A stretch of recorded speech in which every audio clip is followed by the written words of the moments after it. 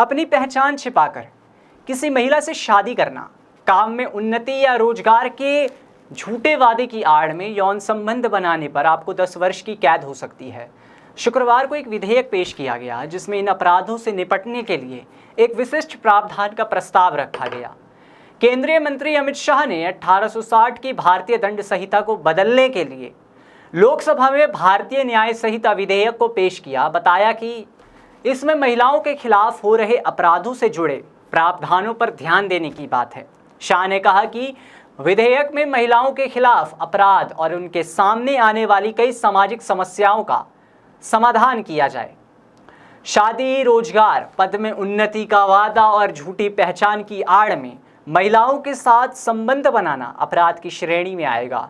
शादी का झांसा देकर दुष्कर्म का दावा करने वाली महिलाओं के मामले से अदालत निपटती है, किंतु आईपीसी में इसके लिए किसी तरह का विशेष प्रावधान नहीं है।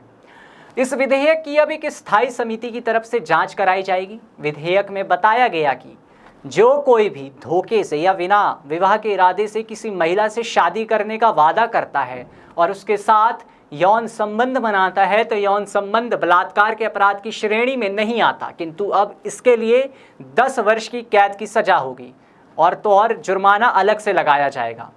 फौजीदार मामले की वरिष्ठ वकील शिल्पी जैन ने कहा कि ये प्रावधान लंबे समय से लंबित था और इस तरह के प्रावधान की अनुपस्थिति की वजह से मामलों को अपराध नहीं माना जाता था और दोनों पक्ष की तरफ से कई व्याख्याएं के विकल्प खुले थे। जैन ने कहा कि कुछ लोगों का मानना है पहचान छिपाकर शादी करने के विशिष्ट प्रावधान को झूठे नामों के तहत अंतर धार्मिक विवाह के मामलों में लक्षित किया जा रहा है। उन्होंने कहा कि ये मुख्य बात है कि झूठ के सहारे ली गई पीड़िता की सहमति को स्वैच्छिक नहीं कहा जा सकता। जैन ने दावा किया कि हमारे देश में पुरुषों द्वारा महिलाओं का शोषण किया जा रहा है जो उनसे शादी का वादा कर यौन संबंध बनाते हैं। अगर वादा करते समय पुरुष की शादी करने का कोई इरादा नहीं था तो ये एक अपराध है।